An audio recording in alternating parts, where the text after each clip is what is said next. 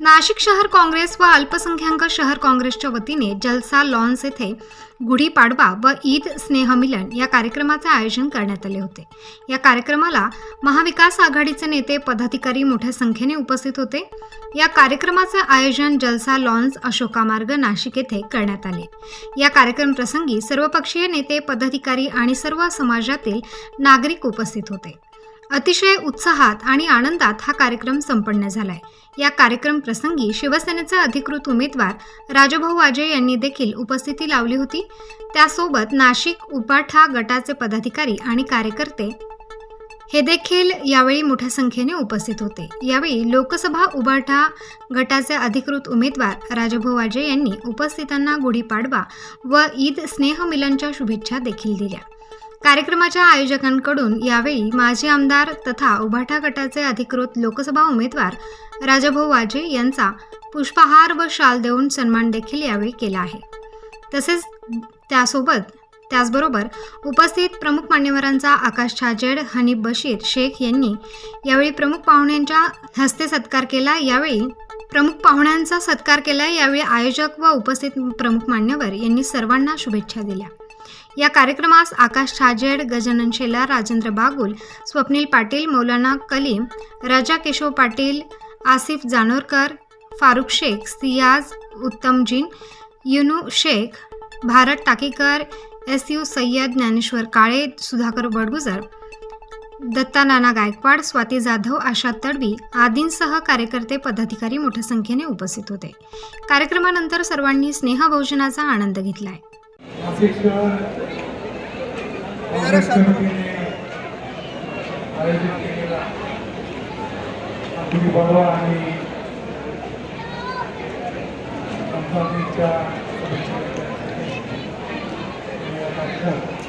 या कार्यक्रमासाठी उपस्थित सर्व मान्यवर, भारतीय राष्ट्रीय काँग्रेस, राष्ट्रवादी काँग्रेस, शरद पवार गट, शिवसेना, उद्धव बाळासाहेब ठाकरे गट, समाजवादी पार्टी आणि सर्वच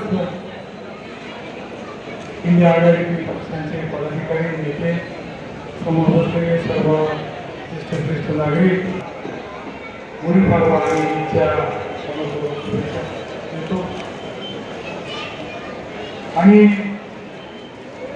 त्या कार्यक्रमाचे लोकांनी आपण सर्वजण तिथे उपस्थित आहात। मलाही बोलवलं, आकाशजींनी मला संयुक्त करतो की आपल्याला एकच विनंती करतो की 20 मे रोजी होणाऱ्या निवडणुकीत मला आपल्या सेवेची संधी द्या।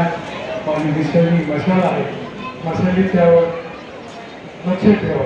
दिशाही नवीन असल्यामुळे मशाल ही दिशाही लक्षात ठेवणं गरजेचं आहे।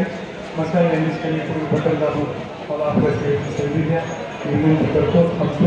जय हिंद, जय। कार्यक्रम होता आणि हा पूर्वनियोजित होता, पण आपल्या मध्य नाशिकच्या मेळाव्यामुळे पहिले लोकांनी आगिरी लावले, बरेच लोक निवडून गेले, परंतु निवडणुकीचे दिवस आहेत आणि अशा वेळी आपल्या सभा चालू असताना कार्यक्रमाला वेळात वेळ काढून तुम्ही सर्वजण आला, त्याबद्दल मी तुमचे मनापासून आभार मानतो। या स्नेहमिलनाच्या निमित्ताने फक्त एवढंच सांगतो की राजभाऊ वाजेंच्या रूपाने आपल्याला शिवसेनेने अतिशय सुसंस्कृत, उच्च शिक्षित आणि अतिशय संयमी आणि शांत उमेदवार दिलेला आहे। आणि या शांत संयमी उमेदवाराबरोबर त्यांच्याबरोबर आक्रमक शिवसेनेची टीम, आक्रमक शिवसेना नव्हे तर राष्ट्रवादी तेवढीच आक्रमक आहे। आणि आमच्याकडे पण हनीफ बरे, राजेंद्रजी बाबू, लेखनताई सारखी आक्रमक टीम पण तुमच्या खासदारात हाताला होती। पण राहुल गांधींचा भारत जोडो न्याय यात्रा झाली, हेमलताताई होत्या, शोभाताई होत्या, आम्ही सर्व कार्यकर्ते होते। राजाभाऊ बाबूलांनी सभेचं आयोजन केलेलं होतं आणि ती न्याय यात्रा यशस्वी झाल्यानंतर जेव्हा आम्हाला राहुल गांधींनी बोलवलं आणि एका शब्दात सांगितलं की महाविकास आघाडी झालेली आणि शिवसेनेला आपण जागा सोडलेली आहे, शिवसेनेचे नेते प्रमुख आदरणीय उद्धव साहेब ठाकरे जो उमेदवार देतील त्याच्या पाठीमागे तुम्हाला भक्कमपणे उभं राहायचंय आणि प्रचंड मताने निवडून आणायचं। आणि हे नाशिक शहर हिंदू मुस्लिम संस्कृतीचं गंगा जमुना तहजीबचं शहर आहे. या शहरामध्ये मुस्लिम असेल हिंदू असेल सर्व समाजातील लोक गेले वर्षानुवर्ष गेल्या पिढ्या एकत्र अतिशय सुखी नांदतात. आपल्याला सर्वांना ही निवडणूक हे खरं राजकीय व्यासपीठ नाही. आपण ईद मिलनाकरता आलोय, आपण गुढीपाडव्याच्या शुभेच्छा द्यायला आलोय. पण या निमित्तानं एकच गोष्ट सांगतो की हे जी निवडणूक आलेली आहे विचारांची लढाईची निवडणूक आहे. जसं जसं इलेक्शन जवळ येईल, जसं जसं मतदानाची तारीख जवळ येईल, तसं तसं तुमच्या आमच्या मनामध्ये विष करण्याचं काम हे धर्मांध शक्ती भाजपच्या रूपाने करणार. परंतु हे नाशिक शहर आहे.